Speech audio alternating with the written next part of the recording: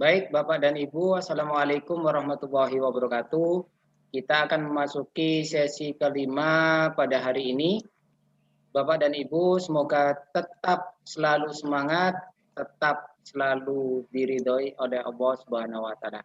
Baik, Bapak dan Ibu yang saya hormati, sebelum acara pada sesi kelima ini kita mulai, marilah kita buka bersama dengan acara ini dengan bacaan Suratul Fatihah.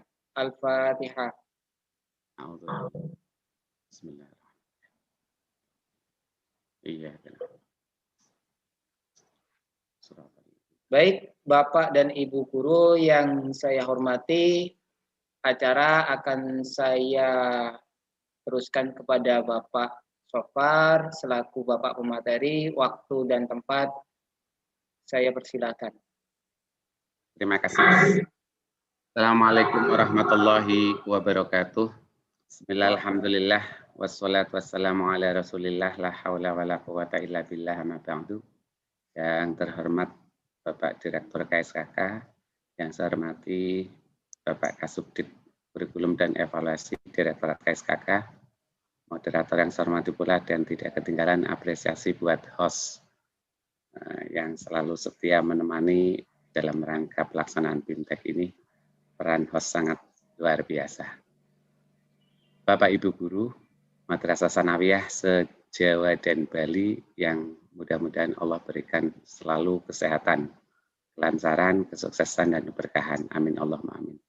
Syukur Alhamdulillah pada kesempatan siang hari ini kita masih diberikan kesempatan, kesehatan, sehingga kita masih bisa produktivitas, memiliki produktivitas yang tinggi dalam rangka untuk mengembangkan madrasah, khususnya bagaimana membuat revolusi pembelajaran ini menuju madrasah yang unggul, hebat, bermartabat, yang bisa memiliki tingkat daya saing yang tinggi dalam rangka untuk menyiapkan generasi penerus yang menjamin terbentuknya pribadi yang mampu menghadapi berbagai tantangan di era 4.0. Salawat serta salam mudah-mudahan diaturkan pada beliau Rasulullah Sallallahu Alaihi Wasallam. Bapak Ibu yang saya hormati, setelah seharian Bapak Ibu telah menerima berbagai hal, mulai dari esensi KIKD, kemudian mulai dari rancang desain pembelajarannya. Saat ini nanti insya Allah kita akan diskusi kurang lebih sampai 2 jam ke depan, akan membahas bagaimana mendesain kurikulum untuk di masa pandemi. Mohon share screen dulu. Silakan Bapak.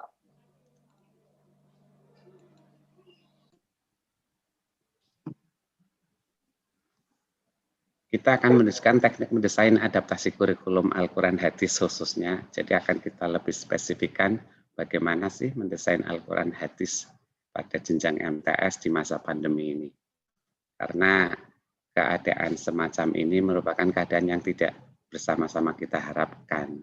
Akan tetapi ini pasti terjadi dan sudah pasti terjadi, dan ini memang kita tidak bisa menghindari. Karena itu, apa yang harus kita lakukan berkaitan dengan keadaan semacam ini, memastikan bahwa berjalannya kondisi atau keadaan pandemi semacam ini harus kita ikuti dengan tetap memberikan produktivitas kepada peserta didik, khususnya bagi pengembangan madrasah. Karena itu sangat-sangat diharapkan kreativitas, inovasi, dan bagaimana teknik agar bisa pelaksanaan pembelajaran khususnya Al-Quran Hadis ini bisa lebih memberikan output atau hasil yang maksimal, sementara mengadaptasi kondisi, situasi, dan keadaan masa darurat ini. Baik Bapak Ibu, hakikat dari kurikulum adalah bagaimana membentuk peserta didik nanti agar bisa memiliki kemampuan, baik kemampuan kognitifnya, kemampuan sikapnya, maupun kemampuan keterampilannya. Keterpaduan antara kognitif, sikap, dan perilaku atau sikap dan keterampilan tadi akan dapat menumbuhkan kemandirian peserta didik. Tidak cukup dengan pengetahuan saja, tidak cukup dengan keterampilan saja, tapi keterpaduan antara pengetahuan, sikap, dan keterampilannya membuat peserta didik bisa lebih kuat dan bisa lebih mandiri. Jadi hakikat untuk perubahan masa 4.0 ini membutuhkan suatu upaya yang melibatkan seluruh potensi dari peserta didik dalam rangka menuju generasi yang akan datang. Memastikan bahwa apa yang kita lakukan, kurikulum yang akan kita implementasikan di madrasah, sampai pada bagaimana proses pembelajaran dalam rangka untuk mengimplementasikan kurikulum itu menjadi bagian yang sangat penting. Dalam artian, sejauh mana kita mengoptimalkan pelaksanaannya, sejauh mana yang akan kita lakukan dengan desain yang bisa mengarah kepada pembentukan atau pencapaian hasil yang optimal, itu sangat bergantung kepada kita. Karena itu, kesiapan bagaimana perkembangan era 4.0 inilah yang menjadi pijakan kita untuk mengembangkan termasuk di dalamnya proses pembelajaran agar bisa terwujud generasi yang memiliki kemampuan untuk menghadapi revolusi industri 4.0. Dan salah satu upaya yang harus kita lakukan adalah bagaimana mensinergikan peserta didik sebagai output nanti yang memiliki learning skill yang kuat, memiliki literasi skill yang kuat, dan memiliki life skill yang kuat. 3 hal ini tidak bisa terpisah, harus satu kesatuan, dan ini tugas kita untuk merancang bangun proses pembelajaran menuju ke arah situ. Learning skill artinya generasi yang siap menghadapi masa tantangan abad 21 atau era revolusi industri ini adalah generasi yang tidak cukup hanya ikut, cukup hanya hafal, tetapi memiliki nilai, memiliki kemampuan critical thinking. Apa itu critical thinking? Berpikir kritis. Berpikir kritis itu seseorang tidak langsung percaya apa yang dia terima, tapi dia akan mengcompare, dia akan balancing dengan berbagai macam literasinya, berbagai macam pengetahuannya, agar yakin bahwa apa yang dia yakini, apa yang dia kuasai betul-betul merupakan sebuah kebenaran. Jadi tidak asal dengar langsung percaya, tetapi critical thinking ini menuntut pola pikir individu atau pola pikir seorang untuk menguji kebenarannya. Dan proses ini harus kita berikan kepada peserta didik sehingga tidak mudah untuk terprovokasi. Karena apa? Karena kalau orang yang tidak memiliki critical thinking, begitu ada informasi apapun meskipun keadaan kebenarannya belum tentu terjamin, tapi karena tidak dibekali critical thinking, maka dia langsung percaya. Dia hanya akan beranggapan kalau itu sumbernya dari teman dan dianggap benar, maka semuanya dianggap benar. Tanpa ada balancing, tanpa ada tabayun. Karena apa? Karena tidak dibekali bagaimana mengembangkan critical thinking-nya. Itu adalah antara lain beberapa hal tentang learning skill. Kemudian dari critical thinking itu muncul creativity. Tidak cukup dengan pengetahuan atau critical thinking yang dia kuasai, tapi mampu dari kebenaran dari materi yang dia terima, informasi yang dia terima, informasi yang dia yakini itu mampu mengolah. Nah, inilah peran penting bagaimana kita mengembangkan kreativitas itu. Mengolah agar bisa menjadi informasi yang produktif, memberikan kemanfaatan, baik untuk dirinya maupun orang lain. Nah, tingkat kreativitas ini harus kita bentuk, harus kita siapkan, harus kita bimbingkan kepada peserta didik. Kalau hanya sebatas transfer of knowledge atau penyampaian informasi kepada peserta didik tanpa mengembangkan level kognitif atau proses berpikir menuju critical thinking dan creativity, nampaknya jauh anak itu memiliki nilai-nilai atau memiliki kesiapan untuk mempunyai kreativitas. critical thinking, creativity itu nanti harus pula didorong oleh bagaimana rasa kerjasama antar timnya. Jadi tidak hanya dia sendiri, tetapi mampu melibatkan seluruh komponen dalam rangka untuk merancang, dalam rangka untuk membuat keputusan dirinya menghadapi berbagai tantangan, sehingga muncul critical thinking, creativity, dan collaboration-nya. Nah, collaboration ini jarang dimiliki. Karena apa? Karena biasanya cenderung kalau tidak dikembangkan, merasa dirinya paling benar. Merasa dirinya paling sudah menguasai. Sehingga tidak perlu kerja sama orang lain. Nah, inilah hal-hal yang perlu kita tanam kepada peserta didik dalam rangka implementasi kurikulum di dalam pembelajaran kelak nanti. Memastikan bahwa critical thinking-nya, creativity-nya, collaboration-nya, dan yang terakhir adalah bagaimana menguatkan komunikasinya. Tidak hanya bisa untuk dirinya, tetapi di samping dia bisa membisakan orang lain, di samping dia pandai memandaikan orang lain, di samping dia pintar memintarkan orang lain, di samping dia soleh mensolehkan orang lain. Itulah fungsi komunikasi, sehingga keterpaduan antara critical thinking, creativity, collaboration, dan communication menjadi bagian yang harus berjalan utuh dan memastikan apa yang kita lakukan menuju ke arah learning skill tersebut. Nah, dari posisi learning skill yang sudah dimiliki oleh siswa, itu juga belum cukup. Masih ada aspek lain yang harus kita padukan dan itu harus berjalan secara terpadu, tidak bisa parsial. Apa itu? Kemampuan untuk mengembangkan literasi. Jangan terjebak pada pengertian literasi hanya sekedar membaca, bukan. Tapi bagaimana menangkap informasi, memahami informasi, serta memanfaatkan informasi itu untuk kepentingan bagaimana mengembangkan learning skill-nya.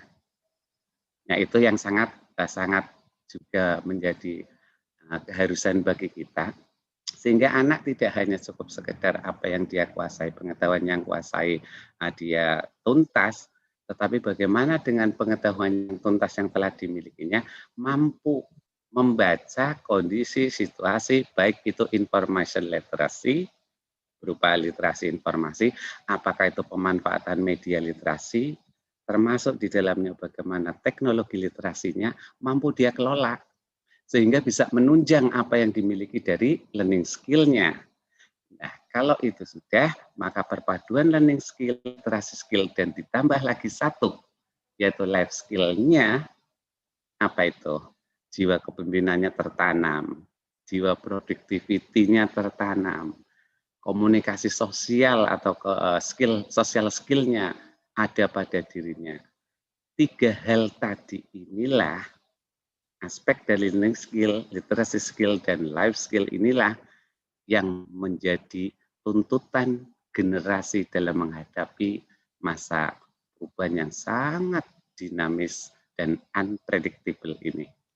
Jadi kita nanti akan berangkat untuk mengimplementasikan kurikulum itu dalam tujuan kerangka membentuk peserta didik yang memiliki 3 skill tadi. Nah, bagaimana rancang bangunnya dan bagaimana kesesuaiannya dengan masa pandemi sekarang ini, insya Allah nanti kita bersama-sama membahas dan mendiskusikan bagaimana implementasi dan aplikasinya. Nah, dari 3 hal ini nanti sebenarnya sudah bisa kita prediksi. Kira-kira kita sudah masuk bagian itu apa belum dalam pembelajarannya? Apakah hanya sekedar menyampaikan informasi, kemudian hanya memindahkan apa yang ada di buku teks sampai kepada anak? Kesimpulannya begitu buku teks sudah disampaikan anak, selesai tugas. Tetapi apakah sebaliknya, tidak hanya sekedar itu, tapi mampu menggerakkan peserta didik, mampu mendampingi dan membimbing peserta didik, tidak hanya sekedar menerima informasi materi, tapi mengolah informasi materi itu, kemudian dikuatkan dengan literasi, dengan konteks, kemudian bagaimana membentuk life skill-nya. Nah, inilah yang ke depan harus lebih kita kuatkan. Orientasi kita pada saat yang lalu, pembelajaran bagaimana transfer of knowledge saja, itu sudah harus kita hindari jauh-jauh, kira-kira begitu. Nah, how to improve this skill? Bagaimana cara mengembangkan skill itu?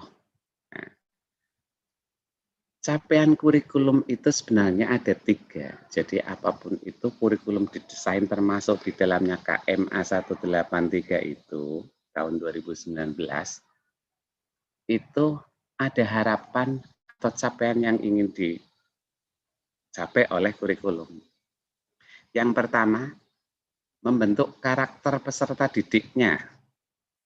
Jadi ada penguatan karakter yang harus dibentuk oleh kita agar bisa terwujud generasi yang kuat, memiliki karakter yang kuat. Apa itu? Baik karakter spiritual maupun karakter sosialnya. Nah, karakter spiritual agar tercipta dalam individu, tercipta dalam pribadi peserta didik, tidak hanya sekedar memiliki kompetensi, tetapi memiliki karakter yang kuat. Kemudian aspek atau capaian yang ingin dicapai kurikulum berikutnya adalah kompetensi. Makanya di kurikulum juga muncul ada kompetensi inti, ada kompetensi dasar, karena memang bagian dari ingin capaian dari sebuah kurikulum adalah kompetensi. Untuk apa? Agar bisa mengatasi tantangan yang kompleks. Melalui kompetensi dan level maka dia akan bisa memilah, memilih, menganalisis, membandingkan, memprediksi. Itulah kompetensi yang diharapkan atau capaian kurikulum dari aspek kompetensi. Dan yang ketiga adalah bagaimana menguatkan peserta didik, kompetensi yang sudah ada, karakter yang sudah terbentuk, literasi, sehingga mampu menangkap, mampu memahami sinyal-sinyal baik informasi, media maupun teknologi dimanfaatkan untuk mengembangkan dirinya atas kompetensi dan karakter yang ada. Sehingga dia akan lengkap menjadi insan kamil, kira-kira. Dan hakikatnya pada hakikatnya adalah kurikulum termasuk KMA 1 memberikan ruang kepada kita Bapak Ibu guru, pada pengelola madrasah dan stakeholder untuk membentuk peserta didik menuju suatu generasi yang memiliki kemandirian, memiliki daya nalar yang kuat, memiliki kemampuan beradaptasi dan seterusnya. Itu pintu masuknya adalah pengetahuan. Artinya apa? Kurikulum itu pada hakikatnya peserta didik dibekali pengetahuan. Jadi pengetahuan itu sebagai pintu masuk. Pengetahuan diberikan kepada siswa, aspek KD3-nya, tidak berhenti di situ, karena itu baru pintu masuk. Misalnya saja, ada KD3 Al-Quran hadis tentang menganalisis infak. Ayat Al-Quran, menganalisis infak.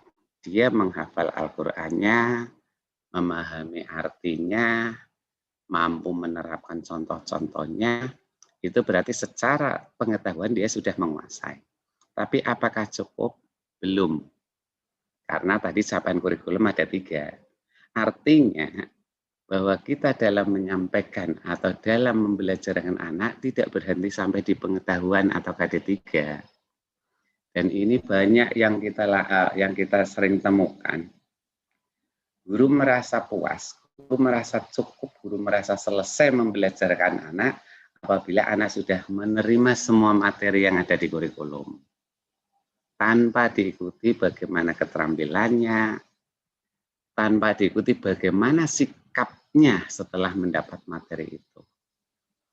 Nah, karena itu, maka keterpaduan antara pengetahuan, keterampilan, dan sikap menjadi bagian yang tidak bisa dipisahkan. Disebut kompetensi manakala peserta didik, misalnya kompetensi terhadap KD menganalisis infak. dia kompeten terhadap infak, tidak hanya sekedar sampai memahami, sampai mampu dari sisi aspek kognitifnya, termasuk menganalisis, mengkreasi, tapi tidak diikuti keterampilannya. Nggak pernah infak, rasanya sulit kalau mau melakukan infak. Itu artinya dia belum kompeten. Sehingga begitu pengetahuan dia terima tentang infak, dia bisa menerapkannya. Nah, itu namanya sinergi antara KD3 teraplikasi di KD4. Nah, setelah teraplikasi di KD4 itu juga belum cukup, belum selesai. Masih ada 2 hal, yaitu sikap yang harus dikuasai apa? Sikap spiritual dan sosial. Karena orang pinter, atau tadi sudah mendapat infak pengertiannya hafal sekali. Kemudian saat melakukan, disuruh melakukan. Tapi bagaimana dia mengaplikasikan pengetahuannya hanya sebatas karena satu ada gurunya, karena nggak enak ada bapak ibunya, atau karena sesuatu hal tertentu, itu artinya bahwa pengetahuan yang diterima, aplikasi yang dilaksanakan masih sebatas karena keterpaksaan, bukan karena muncul terinternalisasi dalam dirinya. Nah, karena itu, maka memastikan bahwa tuntas dalam suatu KD itu dari pengetahuan, keterampilan, serta terwarnai oleh sikapnya. Bagaimana kita melihat sikapnya? Artinya, kalau anak sudah memiliki kompetensi pengetahuan tentang infak, sudah menerapkan, memastikan juga apakah sikapnya terinternalisasi dalam dirinya, bisa kita lihat dari dari aspek belief-nya. Bagaimana aspek belief? Keyakinan, nilainya. Begitu menerima materi infak, langsung tertanam dalam dirinya, wah berarti infak betul-betul memberikan kemanfaatan. Berarti infak itu akan membantu orang lain. Muncul dalam dirinya keyakinan itu. Itu yang disebut dengan aspek belief-nya. Yang kedua, untuk mengetahui sikap anak itu berkembang atau tidak, kita lihat dari sisi aspek afektifnya. Rasa senang untuk berinfak. Jadi kalau sudah paham tentang infak, tapi tidak memiliki rasa senang, rasa penting untuk melakukan infak atau melaksanakan infak, maka dia sebenarnya dari sisi sikap masih belum terinternalisasi. Dan yang ketiga, setelah belief, afektif, yang ketiga adalah intensinya. Niatan untuk selalu berinfak, niatan begitu melihat kita punya lebih, kemudian ada suatu hal yang dianggap sangat perlu atau sangat dibutuhkan oleh orang lain, kita tergugah, ada rasa niat untuk itu. Nah, kalau peserta didik sudah memiliki keyakinan, rasa ingin atau rasa senang atau afeksi, kemudian keniatan untuk melakukan suatu hal, kemudian didukung oleh pengetahuan dan keterampilan yang kuat, maka dia baru disebut dengan kompeten. Nah, berangkat dari itu, mulai dari rancang bangun yang kita akan buat, sampai pelaksanaan pembelajarannya, sampai penilaiannya, harus melibatkan atau mengakomodir 3 kompetensi tadi. Jadi tidak hanya merancang pengetahuannya saja, tapi bagaimana merancang keterampilan, merancang sikap yang akan dibentukkan atau sikap yang bisa terbentuk dalam pribadi anak, sehingga KD dalam suatu KD bisa disebut dengan tuntas.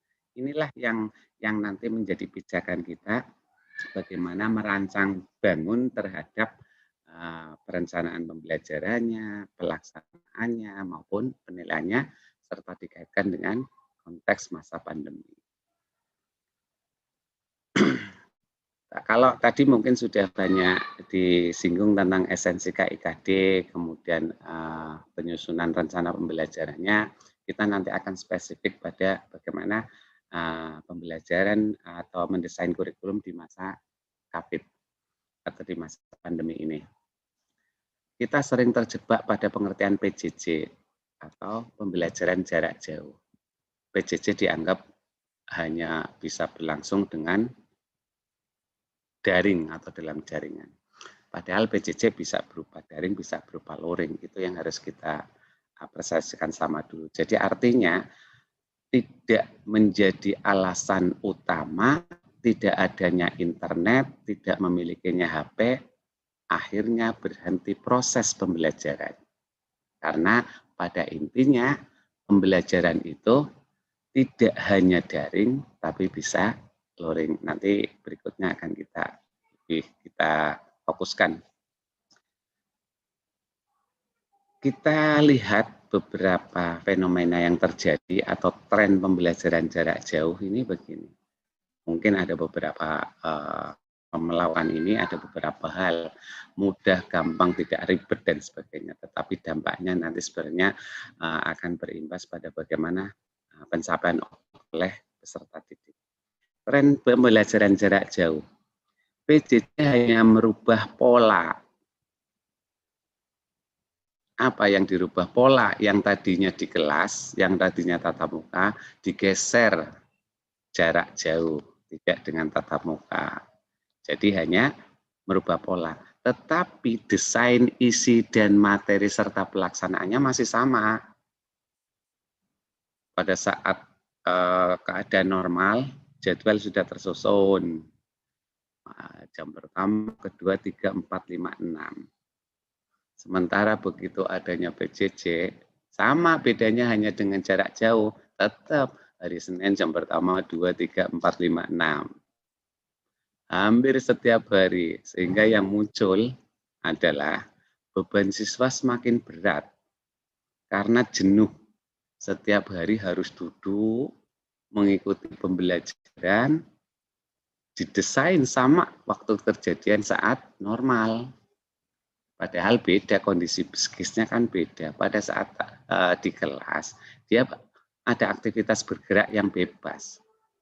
Tapi di saat PJJ, dipaksa untuk menghadap komputer atau laptop atau HP, wajahnya harus selalu kelihatan, kemudian dengan berbagai informasi dan materi yang harus dikuasai, sehingga peserta didik merasa jenuh. Nah, dalam kondisi klimaks jenuh itu, maka yang muncul adalah peserta didik stres dan putus asa. Akhirnya bukan mengikuti apa yang akan diinginkan oleh pembelajaran, justru HP-nya untuk online, game online, malah justru tidak lari ke pembelajaran. Karena bagaimana? Karena desain kita yang tidak memungkinkan anak untuk merasa butuh melaksanakan pembelajaran. Nah, dampak dari pola hanya merubah ini sebenarnya tidak hanya sekedar beban belajar semakin berat, saya yakin hasil belajar pun tidak akan pernah maksimal. Karena tadi jenuh, kemudian tidak ada ruang gerak untuk berkreasi, akhirnya dia malah ambil alternatif lain. Ganti game online lah, tidak aktif lah, kemudian lebih banyak bermain lah. Nah inilah. Dan ini yang sering kita dengar, sehingga menjadi kesimpulan, meskipun sebenarnya kita perlu lihat apakah betul-betul itu terjadi karena proses keadaan, apa karena salah desain. Ini yang harus kita pikirkan bersama. Nah, dampak yang lain adalah dengan hanya merubah pola, tapi isi, konten, desain itu sama, itu proses pembelajaran saya yakin tidak akan bisa efektif. Nah, karena itu tren pembelajaran hanya merubah moda dari tatap muka, dari di kelas kemudian dengan jarak jauh, harus pula membuat pola desain yang bisa memungkinkan terjadinya anak merasa butuh melaksanakan pembelajaran. Kemudian tren yang pembelajaran jarak jauh yang banyak terjadi juga, ya meskipun ada yang sudah bagus, tapi kira-kira yang sering ditemui Bapak Ibu mungkin juga bisa melihat. PJJ hanya membekali siswa dengan LKS, karena apa? Mau online tidak memungkinkan. Akhirnya sudah paling praktis, paling mudah, anak diberi LKS. Hari pertama mengerjakan halaman 1 sampai 3 terus setiap hari. Jadi anak setiap hari duduk dan menghadapi LKS. Nah, ini juga pola yang menimbulkan semangat belajar rendah karena anak merasa jenuh, apalagi tidak pernah merasa ada komunikasi penjelasan materi atau bagaimana memberikan fasilitas guru dalam menemukan materi, tiba-tiba disuruh membaca rangkuman, mengerjakan soal. Begitu ada soal yang tidak bisa dikerjakannya, tanya orang tuanya. Orang tuanya tidak menguasai, akhirnya siswa frustasi. Sudah tidak melaksanakan pembelajaran sesuai yang diharapkan.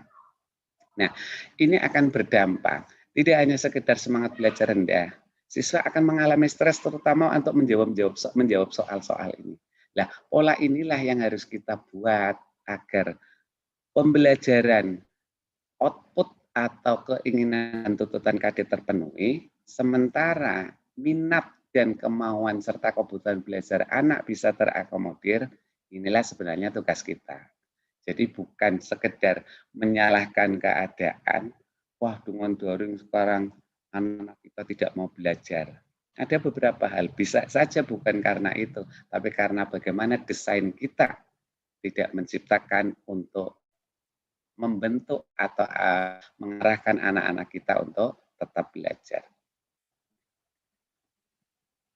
Sebenarnya prinsip pembelajaran itu, belajar kan tidak boleh berhenti dalam kondisi apapun.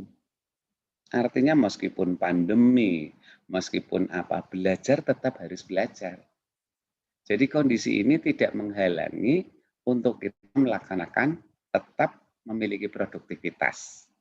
Karena itu, kreativitas, inovasi, dan kemauan kuat kita untuk merancang, untuk mendesain, untuk membuat pola yang bisa memungkinkan terjadinya proses belajar sangat-sangat dibutuhkan. Kemauan, inovasi, kreativitas menjadi bagian yang tak terpisahkan dari aktivitas kita agar bisa terwujud proses pembelajaran. Karena apa? Karena prinsip pembelajaran, belajar tidak boleh berhenti dalam kondisi apapun. Nah, karena itu maka memastikan ada beberapa hal tahapan yang harus kita siapkan. Termasuk dalamnya adalah sosialisasi yang intensif. Bagaimana antara madrasah, orang tua, guru, dan siswa memastikan ada komunikasi intensif. Jadi apa harapannya? Harapannya bahwa pembelajaran yang apapun yang terjadi, anak-anak kita, peserta didik kita harus belajar. Nah, cuman bagaimana pola dan media serta bentuk pembelajarannya, inilah yang harus kita siapkan sehingga prinsip belajar dalam kondisi apapun bisa terwujud, tidak membuat tingkat kesetresan baru, tingkat pertengkaran baru, tingkat kejenuhan baru, dan tingkat anak-anak melampiaskan kejenuhan dan stres tadi dengan bermain, dengan hal-hal lain yang justru kontraproduktif dengan bagaimana keinginan kita untuk anak bisa mendapatkan output dari pencapaian suatu KD. Jadi sekali lagi, komunikasi intensif antara orang tua, guru madrasah menjadi bagian yang harus kita lakukan, sehingga dalam prosesnya semua akan bisa memberikan push atau memberikan dorongan agar bisa terwujud proses pembelajaran. Nah, untuk mendesain pola-pola kurikulum yang bisa kita lakukan agar bagaimana tetap bisa terjadi proses pembelajaran, sementara anak tidak terbebani dengan berbagai aktivitas yang semakin menyesakkan. Itulah yang nanti akan kita lihat dari slide ini. Nah, pada intinya untuk penyesuaian kurikulum itu, tujuan pendidikan tetap tidak bergeser. Jadi tidak karena gara-gara pandemi tujuan pendidikan dikurangi, bukan. Ada yang bisa disesuaikan dan ada yang tetap. SKL misalnya, itu tetap bagaimana dari aspek kognitifnya, keterampilannya, sikapnya tetap tidak berubah, tidak lantas gara-gara pandemi kemudian tidak punya sikap, tidak apa-apa, bukan. Tetapi SKL, standar kompetensi lulusannya tetap. Demikian juga KI-nya tidak boleh berkurang. Nah, yang boleh kita sesuaikan adalah pertama KD-nya. Nanti bagaimana cara menyesuaikannya, nanti kita bersama-sama diskusikan di slide berikutnya.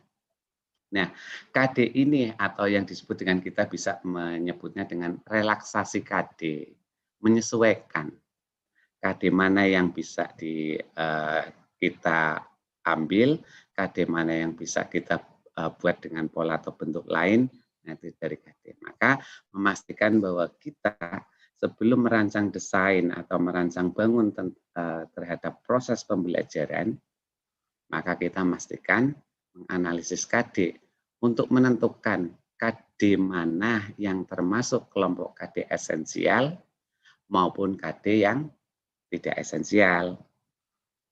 Esensial dan penting beda. Kalau penting, semua yang ada di KD itu penting. Tapi kalau esensial, akan sangat tergantung pada kondisi dan fasilitas serta karakter dari sebuah satuan pendidikan. Jadi karena itu, bisa saja KD di satuan pendidikan A dianggap tidak esensial, sementara di satuan pendidikan B dianggap esensial. Nah, itu ada kriterianya. Nah, kemudian apalagi yang bisa kita desain atau kita sesuaikan? Perencanaannya, RPP-nya juga kita, ini yang sering kita salah artikan begini Bapak Ibu. Terutama di saat-saat lalu, begitu RPP disusun, itu harus sesuai dengan mulai dengan formatnya, vertikal horizontalnya, jumlah item nomornya, urutan identitasnya harus sama. Sehingga kadang-kadang guru merasa sudah buat RPP banyak, ternyata salah. Nah, bagaimana mendesain rencana pembelajarannya? Nah, kita mengartikan RPP itu kadang-kadang membuat kita berpikir begini, wah bagaimana mau pembelajaran maksimal harus menyusun administrasi sekian banyak. Bedakan antara RPP sebagai dokumen administratif dengan RPP sebagai pijakan atau rancang bangun proses pembelajaran. Nah, yang dibutuhkan adalah RPP sebagai rancang bangun bagaimana melaksanakan atau mengaplikasikan, implementasikan pembelajaran, itu kan harus dibuat. Tanpa ada RPP bagaimana bisa terjadi proses pembelajaran? Kan harus ada rancangannya, desainnya. Nah, RPP yang diharapkan adalah RPP yang mampu memberikan desain sebagai pijakan langkah untuk melaksanakan proses pembelajaran, bukan RPP sebagai dokumen administratif. Maka RPP yang baik adalah bukan RPP yang memuaskan kepala madrasah dan pengawas. RPP yang baik adalah RPP yang dapat diaplikasikan dalam pembelajaran sekaligus menjamin terwujudnya atau terpenuhinya tujuan dari pembelajaran. Itu namanya RPP itu berfungsi.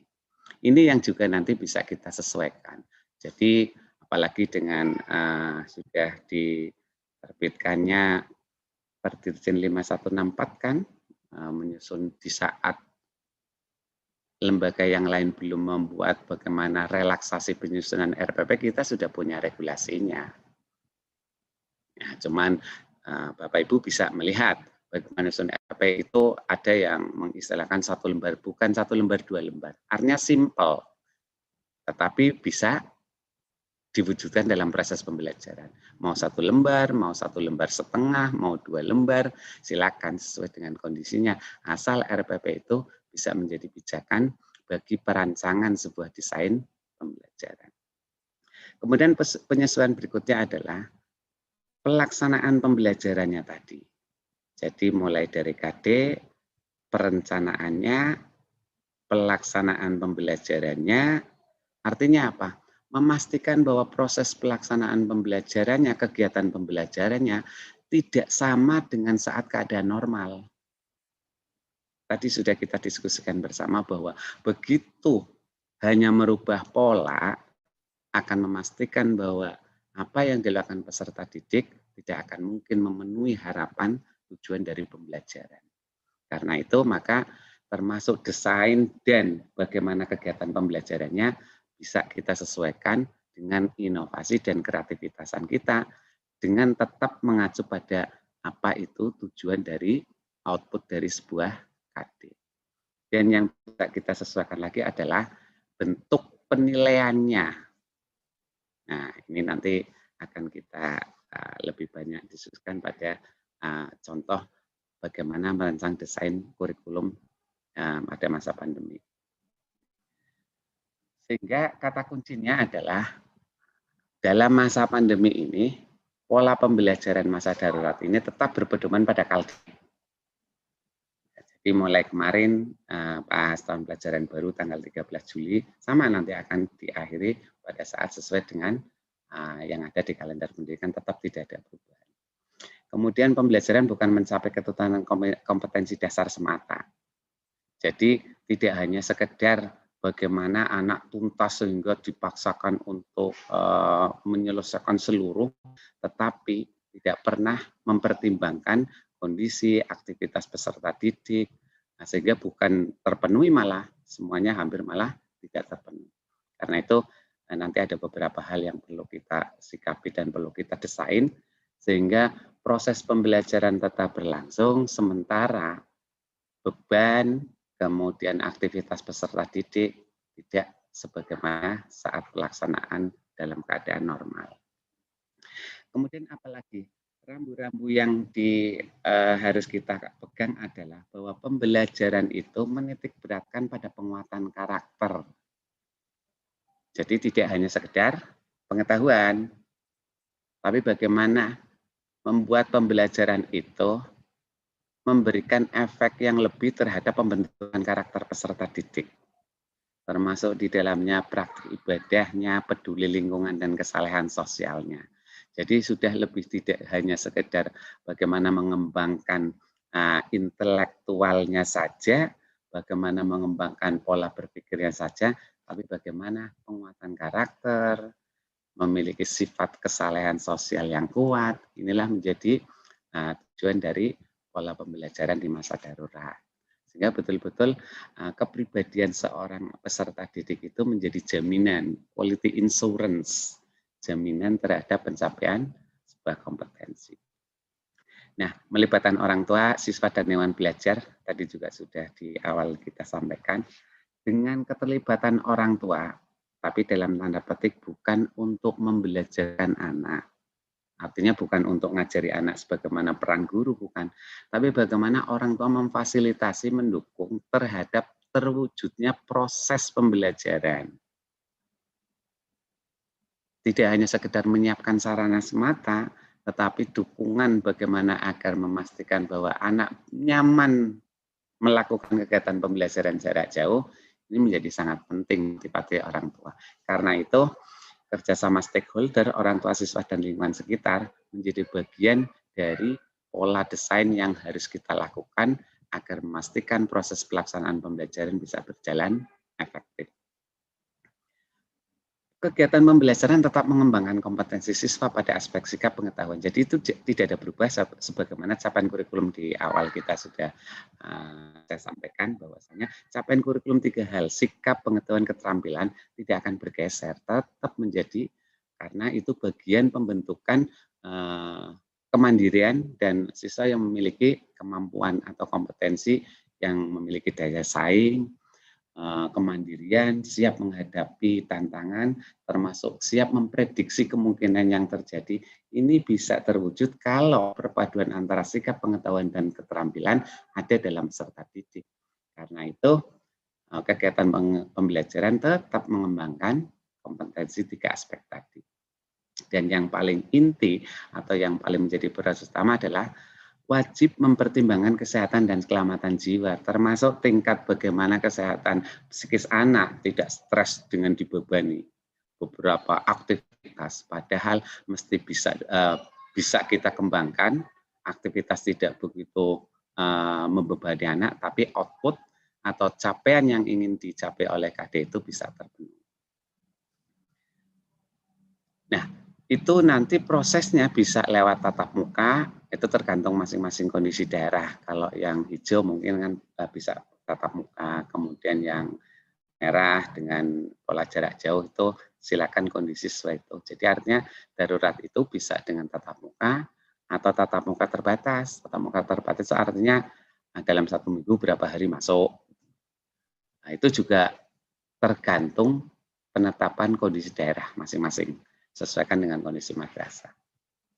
Nah, pembelajaran darurat itu dapat berlangsung di madrasah, rumah, dan lingkungan sekitar juga sudah kita diskusikan bersama. Dan yang paling penting adalah bagaimana mempolakan atau membuat pola, membuat rancang bangun yang memungkinkan terjadi pembelajaran itu bisa efektif. Bukan dari sisi kuantitas, tapi dari sisi kualitas. Mampu mengoptimalkan peserta didik dalam rangka untuk mengikuti kegiatan pembelajaran. Biar nanti lebih banyak didiskusi, saya langsung pada bagaimana mendesainnya. Jadi pertama ada 2 pola. Jadi untuk yang KD, bagaimana untuk penyusunan desain kurikulum untuk masa pandemi, itu pertama bisa penyesuaian KD. Artinya dari sekian KD yang ada dianalisis mana yang termasuk KD esensial dan mana KD yang tidak esensial. Itu pola pertama.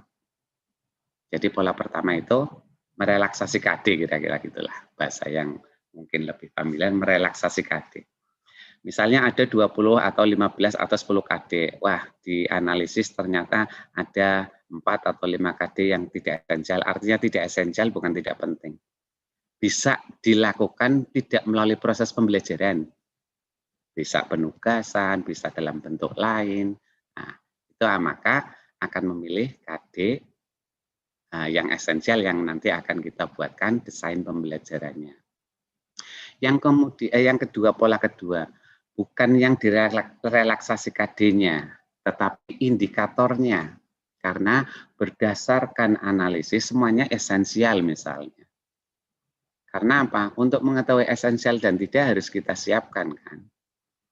Saya anggap misalnya sebagai contoh, ada KD Al-Quran Hadis tentang hafal surat An-Nasr, hafal surat misalnya, menghafal surat. Sementara madrasah itu membuka program tahfidz. Nah, tanpa ada pembelajaran pun karena dia sudah masuk kelompok tahfidz, dia sudah hafal, maka KD itu disebut dengan KD tidak esensial karena tanpa melalui pembelajaran pun anak sudah bisa menguasai KD itu. Nah, itu namanya kemampuan atau kondisi madrasah yang bisa memberikan fasilitas tercapainya KD tetapi tidak melalui pembelajaran. Nah, kalau ada madrasah yang tidak memiliki fasilitas untuk bagaimana anak mencapai KD itu, maka alternatif yang kedua adalah terpilihnya KD semua esensial, tapi akan dilihat dari sisi indikatornya. Nah, ini contohnya begini. Ini kalau memilih KD ya. Jadi di antara KD kita ambil, kemudian mana yang esensial, mana yang tidak. Yang tidak esensial kita berikan penugasan, yang esensial kita berikan dalam pola pembelajaran. Itu ya kalau tadi dengan catatan madrasah atau karakteristik madrasah itu mampu memberikan fasilitas bagaimana siswa mendapatkan KD itu. Nah, kemudian contoh atau pola kedua, ini menentukan materi esensial, Al-Quran Hadis misalnya, bukan dari relaksasi KD, tapi KD semua bisa kita ambil semuanya kita anggap esensial, tetapi nanti kita breakdown ada indikator. Kita milih mana indikator yang bisa kita belajarkan dan mana indikator yang bisa ditugaskan anak. Nah, salah satu contoh misalnya begini Bapak Ibu. Kita memiliki 4 KD dalam satu semester misalnya, Al-Quran hadis. Kemudian kita rancang, kita analisis. Contoh misalnya KD.2, Al-Quran hadis, menganalisis isi kandungan Quran surat Al-Fajr, ayat 15-18 dan Quran surat Al-Baqarah ayat 254 tentang infak di jalan Allah. Ini kan KD 3.2, ini ada KD di Al-Quran hadis. Nah, dari KD itu, pada saat menyusun program tahunan, kita kan mengalokasikan waktu masing-masing KD. Jadi pada saat kita menyusun prota, kita kan sudah bisa mengalokasikan, oh untuk KD ini misalnya 6 jam. Nah, bagaimana mengalokasikan saat kita menyusun prota kan akan mempertimbangkan jumlah minggu efektif, kemudian jumlah KD yang ada, kemudian proporsional pembagiannya sesuai dengan kompleksitasnya, maka akan ketemu. Contoh saja, menganalisis isi kandungan Al-Quran itu kebetulan kita pada saat menyusun prota 6 jam. Berarti akan ada 3 kali pertemuan, karena setiap pertemuan 2 jam. Pertemuan pertama, indikator untuk mencapai indikator pengertian infak. Pertemuan kedua, akan mencapai indikator ketentuan pelaksanaan infak. Pertemuan ketiga akan mengadakan pembelajaran untuk mencapai indikator menganalisis infak.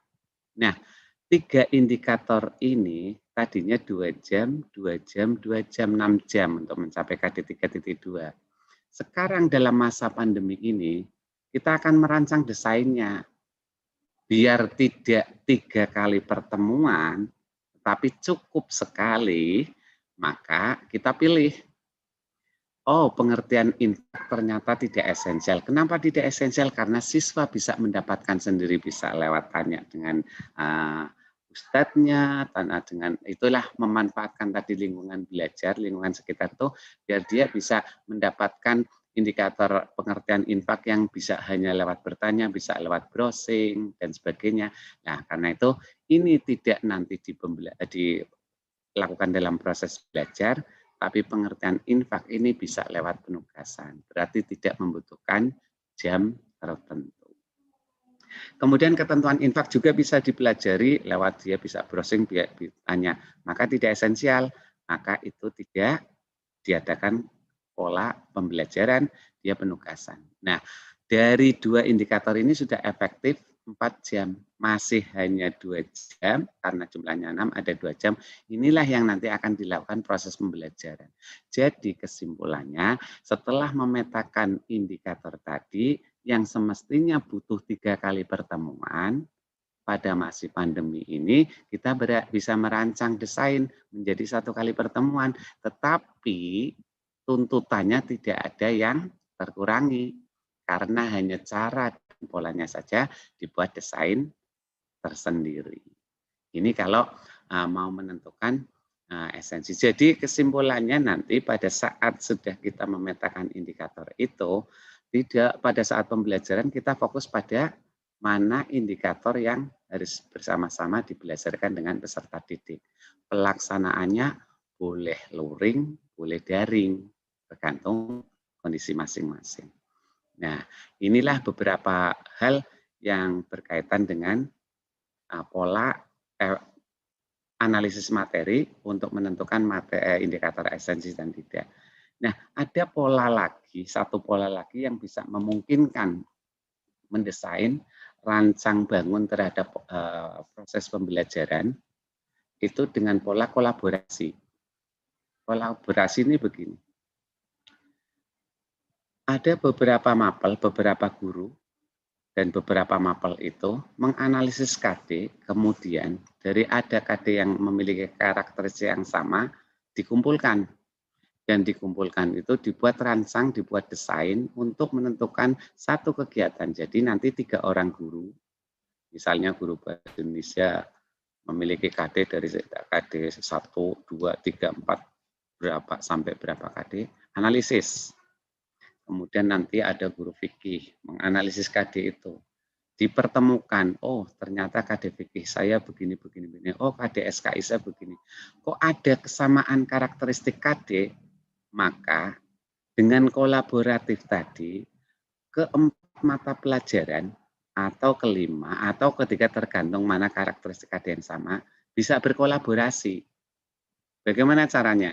Menganalisis KD mapel yang memiliki kesamaan karakteristik, merancang desain pembelajarannya, kemudian menentukan jenis kegiatannya, dan masing-masing menyusun perencanaan dan lembar kerjanya.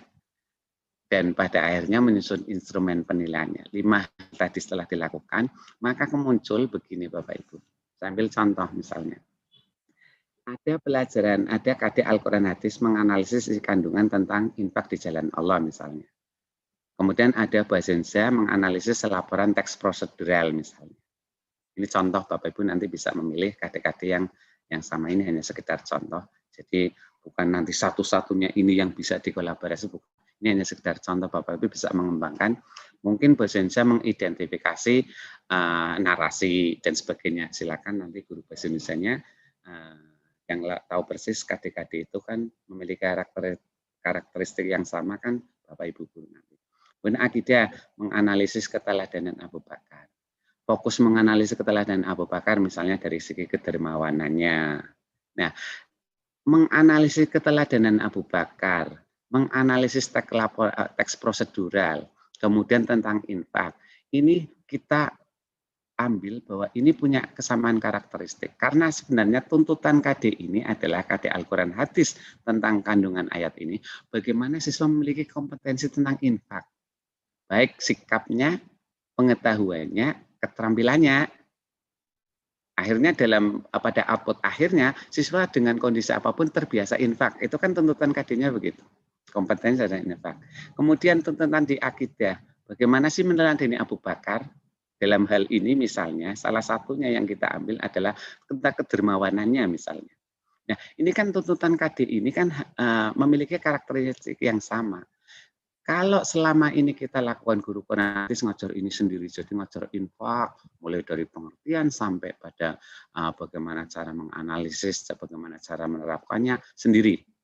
Sementara akidah juga berbicara tentang keteladanan itu dari sisi kedermawanannya, ya bicara sedekah, infak dan sebagainya, juga sendiri. Akhirnya apa? Antara Al-Quran Hadis bicara tentang infak, tidak sinergi dengan antara guru akidah saat menjelaskan keteladanan kedermawanan Abu Bakar. Padahal mestinya satu kali kegiatan antara KD Al-Quran Hadis dan infak bisa mendapatkan 2 kompetensi. Nah, bahasa Indonesia menganalisis laporan teks prosedural ini kan berarti yang dituntut oleh peserta didik oleh KD itu adalah kemampuan siswa menguasai bagaimana menganalisis sebuah teks prosedural.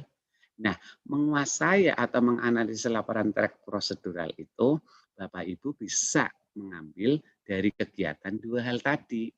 Kan tidak harus teks prosedural itu kan boleh temanya macam-macam kan. Nah, tema itu ditarik untuk mendapatkan KD dari Al-Quran Hadis dan menganalisis keteladanan Abu Bakar. Setelah mendapatkan indikator ini, Bapak Ibu buat pola kegiatannya. Oke, guru Quran Hadis, guru akidah, guru bahasa ketemu. Kira-kira kita pola pembelajarannya apa?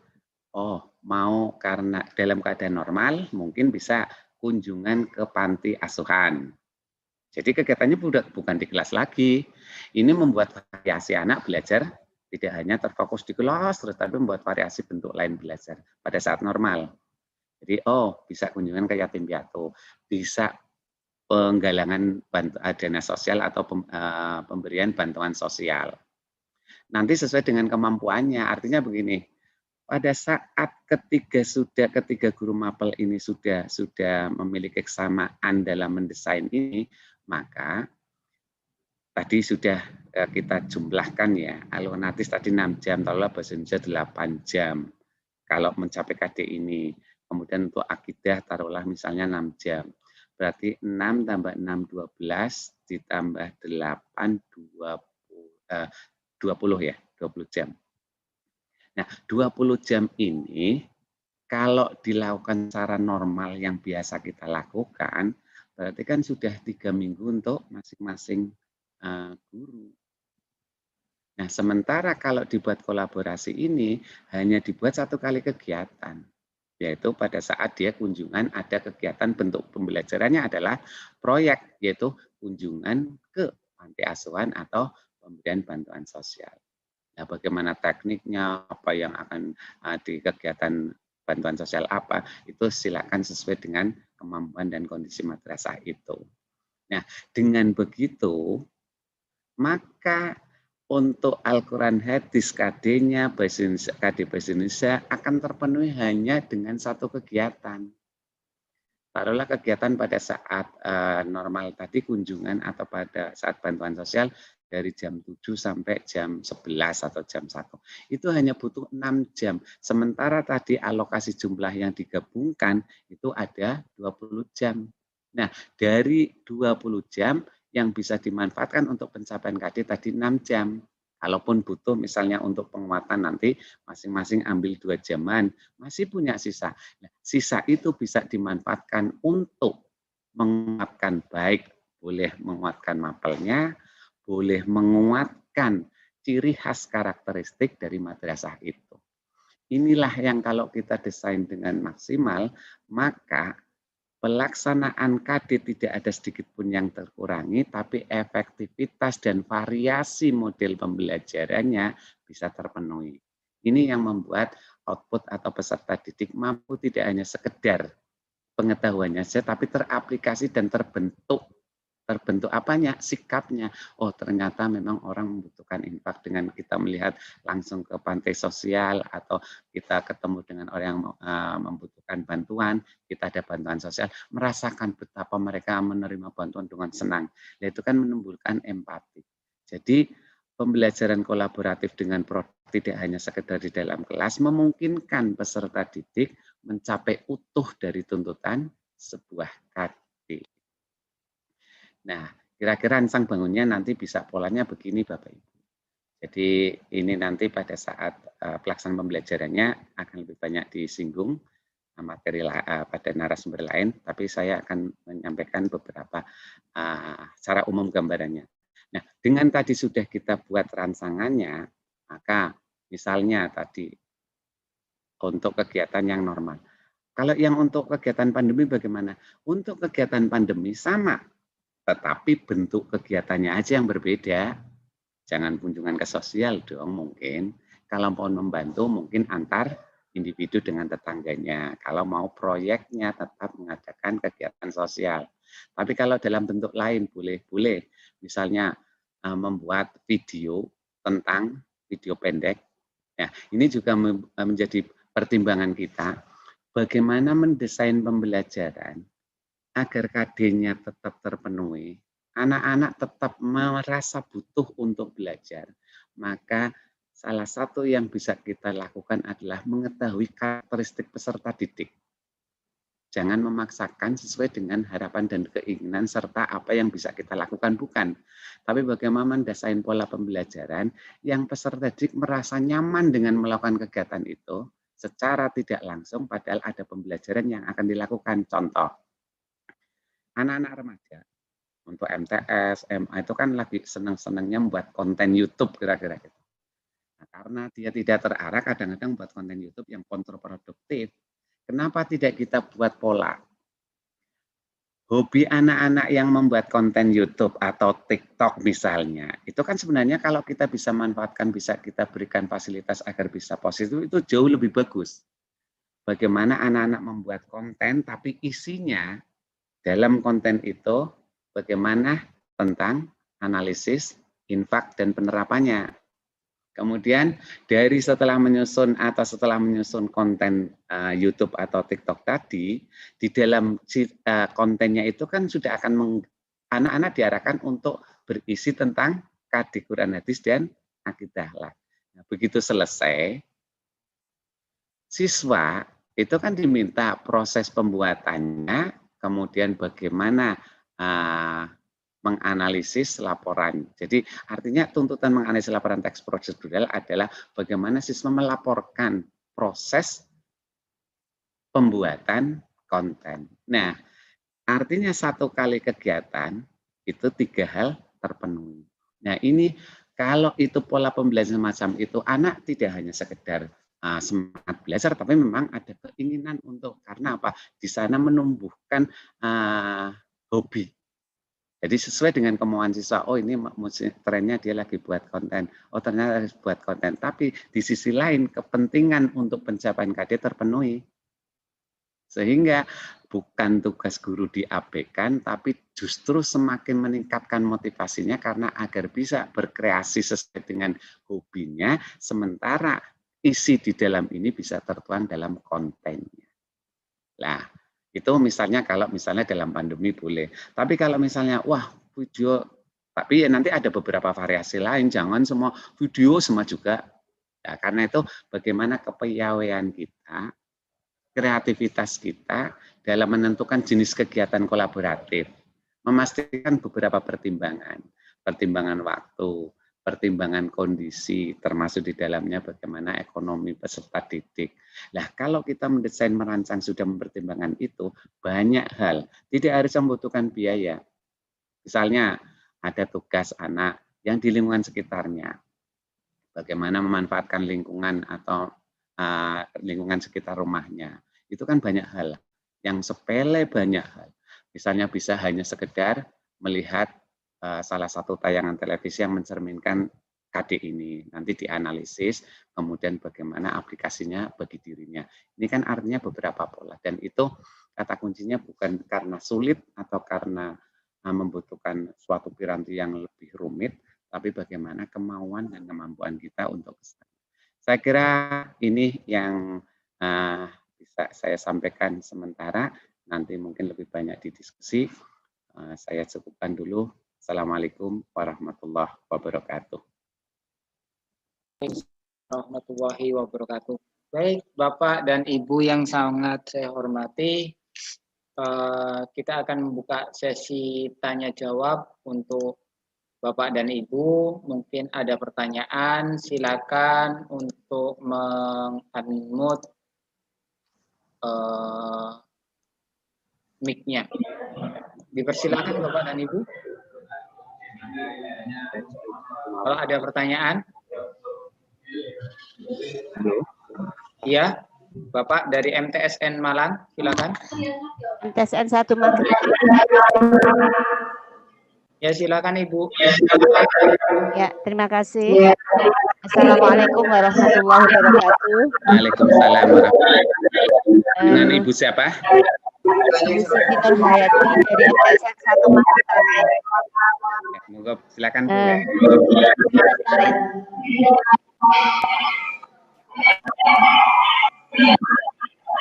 Ibu, suaranya. Halo. MTSN 1 Malang. Iya, Bapak. Oke, terima kasih. Yang kami tanyakan, Bapak.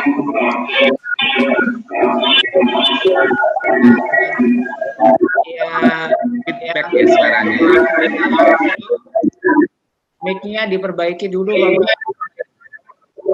Terima kasih. Yang saya tanyakan itu untuk penerapan KMA yang baru itu, kenapa tidak secara bertahap?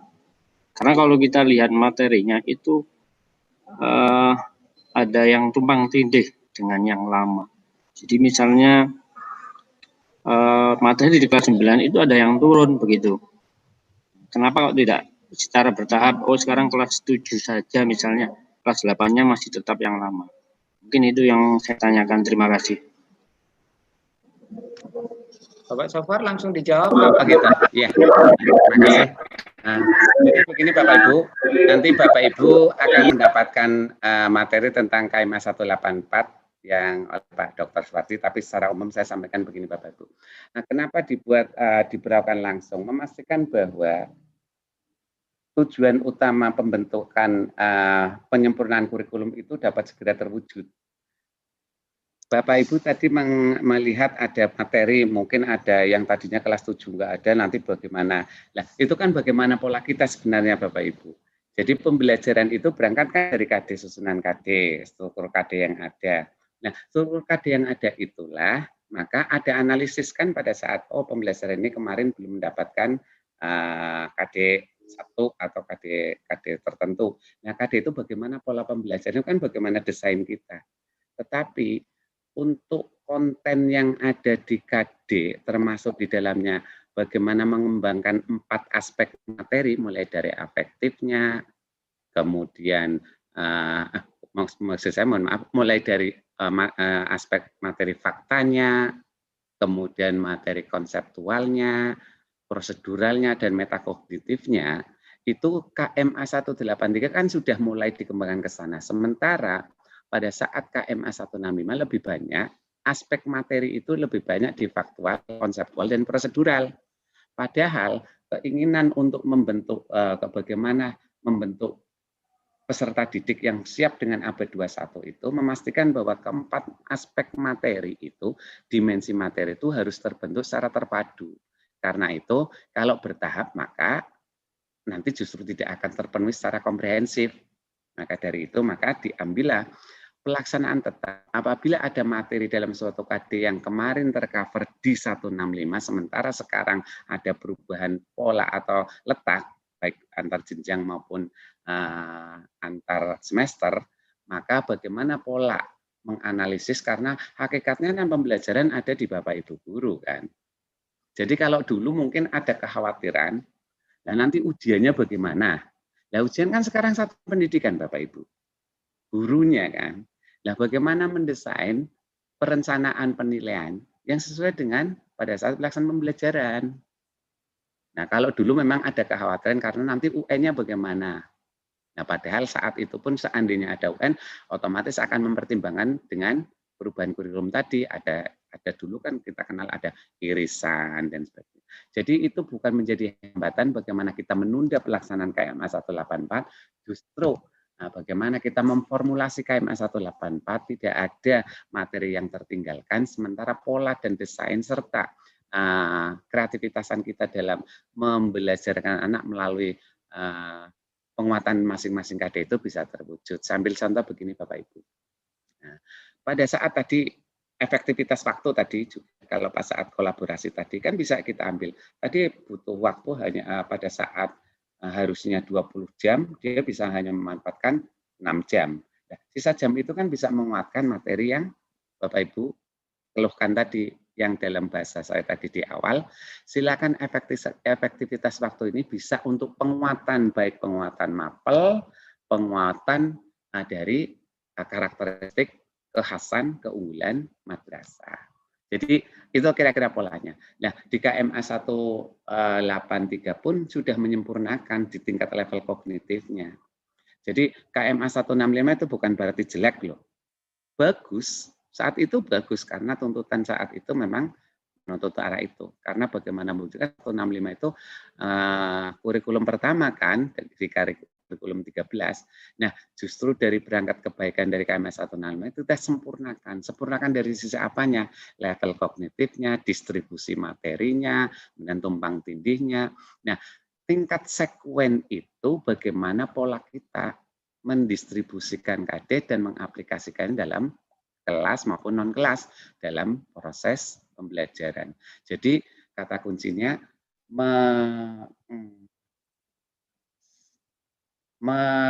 melakukan KMA bertahap itu bukan satu-satunya cara untuk bagaimana bisa mengakomodir KD bisa terpenuhi. Karena ada beberapa alternatif, justru semakin anak bisa mendapatkan apa yang sesuai dengan ruh dan tuntutan KMA 183, maka semakin cepat terwujud generasi-generasi yang siap menghadapi era 4.0. Itu mungkin yang untuk MTSN Malang ya. Monggo. Saya kembalikan ke moderator. Halo? Halo. Kota Cirebon, Kota Cirebon. Assalamualaikum Kota Bandung.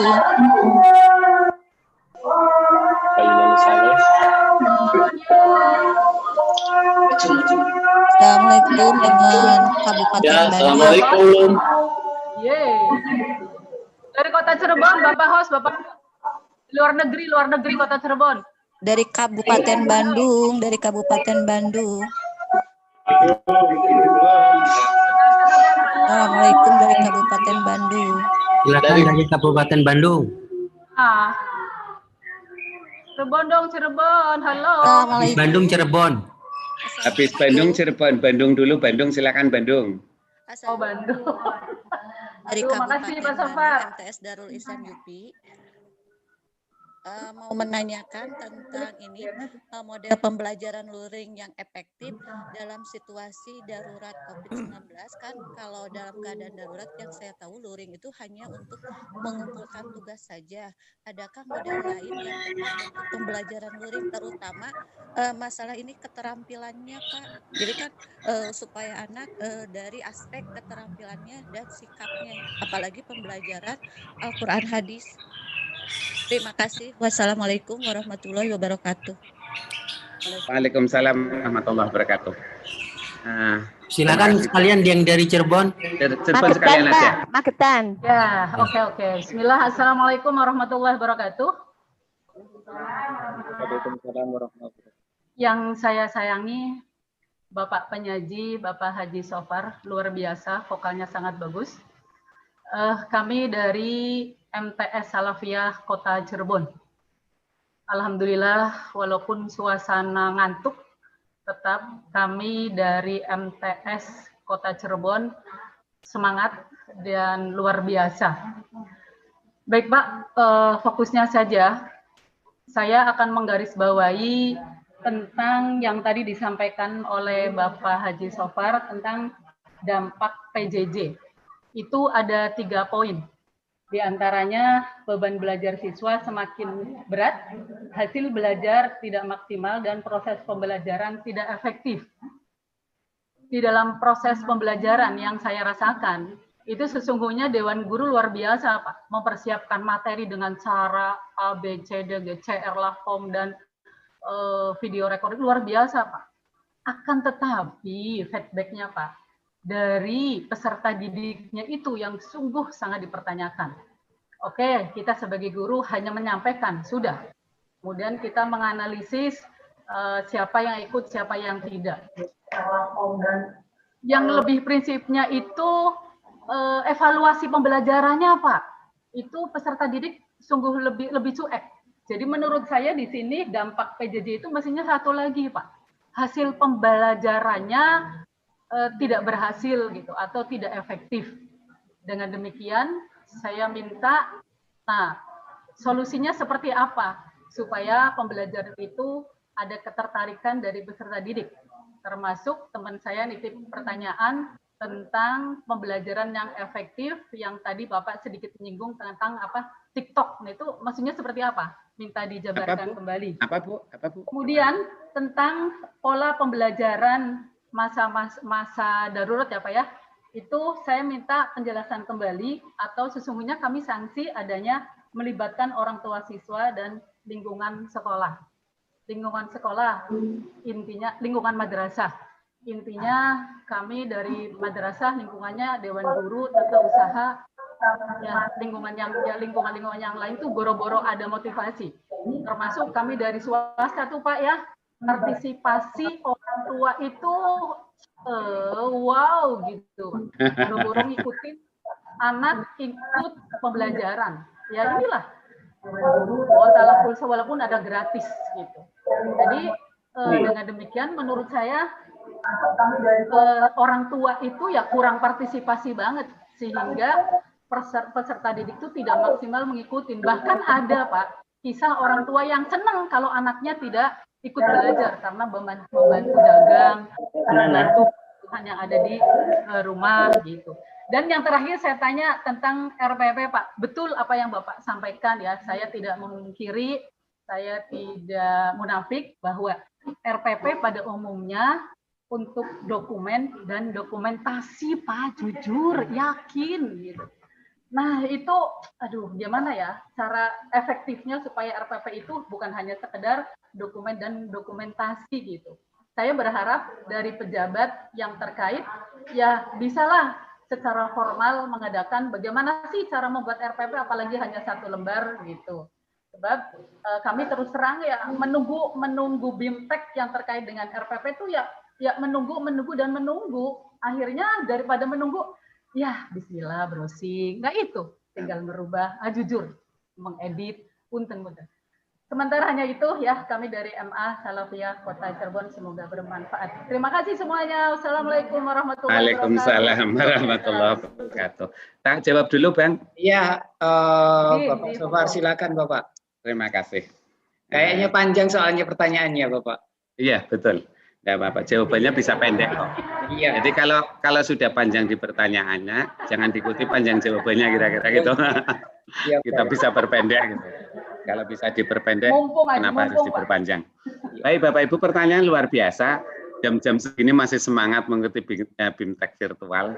Itu artinya komitmen untuk bagaimana ingin membuat atau ingin menghasilkan output dari peserta didik yang berkualitas tidak disangsikan lagi lah, terbukti dengan saya apresiasi dengan apa yang sudah di Bapak Ibu lakukan sampai jam ini masih semangat luar biasa. Yang pertama tadi tentang bagaimana ada beberapa hal yang terjadi tadi, tidak hanya sekedar efektivitas belajarnya, tapi hasilnya termasuk bagaimana kita mendapatkan penilaian atau output dari HD tentang sebuah kegiatan proses pembelajaran. Jadi Bapak Ibu, yang saya ingin tekankan adalah reorientasi kita terhadap pengertian pembelajaran, pengertian belajar. Dulu kita mengatakan bahwa belajar itu dari yang tidak tahu menjadi tahu, gitu kan? Hanya sekedar itu, kemudian diterjemahkan kembali orientasi atau persepsi kita yang mengatakan bahwa yang namanya belajar itu siswa menerima sejumlah informasi tentang materi dari guru, dan guru itu mengambilnya paling mudah dari buku. Jadi kalau sudah terbentuk transfer pengetahuan, transfer informasi, itu baru disebut belajar. Itu yang pertama. Ini yang harus kita reorientasikan. Bahwa justru belajar yang efektif atau belajar yang bermakna, justru peserta didik itu mengalami pembelajaran, proses pembelajaran dialami oleh dirinya sehingga sampai menemukan apa yang harusnya dia lakukan. Jadi misalnya begini, materi tentang tadi Al-Quran Hadis, saya ambil contoh yang sama tadi, materi Al-Quran Hadis menganalisis tentang infak. Bayangan kita kalau orientasi pengertian belajar adalah menyampaikan beberapa informasi sehingga tersampaikan kepada anak itu bagaimana menerima informasi lengkap tentang infak, dan itu baru disebut proses belajar. Ini yang membuat anak-anak itu merasa jenuh, merasa beban. Nah, justru bagaimana tujuan pembelajaran adalah tercapainya sebuah KD. Kok suaranya feedback ya? Saya matikan yang Cirebon dulu, Bapak. Karena feedbacknya dari yang Cirebon. Oh gitu.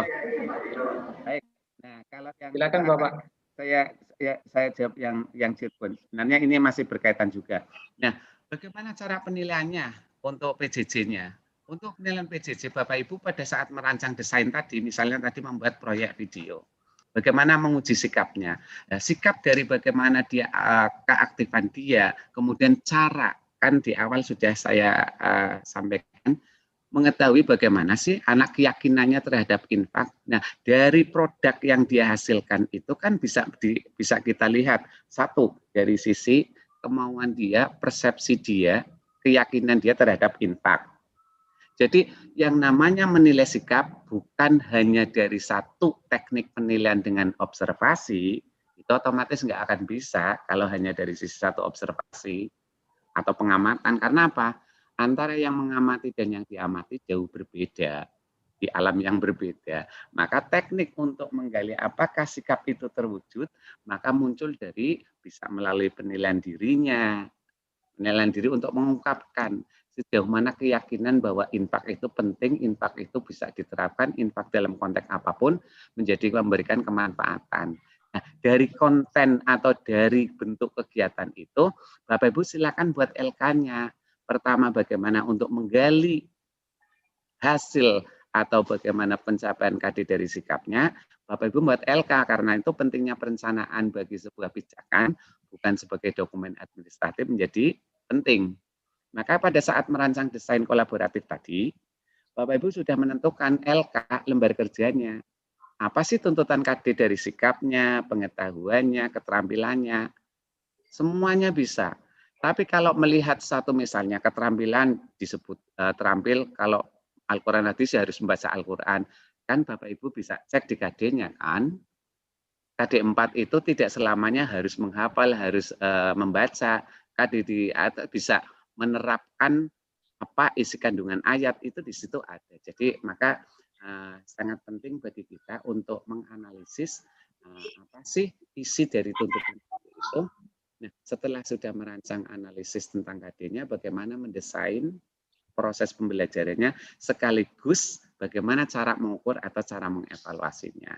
Beberapa teknik mana yang bisa dipakai-pakai, kalau misalnya tadi untuk menentukan sikap di masa sekarang karena tidak ketemu, maka kan otomatis tidak dengan observasi, maka bisa dengan penilaian diri, bisa dengan laporan orang tua, dan sebagainya, tergantung kondisi masing-masing. Dan yakinlah, kemauan kita itu, kreativitasan kita itu yang bisa menjamin terwujudnya pelaksanaan PJJ yang lebih optimal dan maksimal. Itu yang dari Cirebon. Kemudian beberapa hal yang berkaitan dengan tadi tentang reorientasi pembelajaran.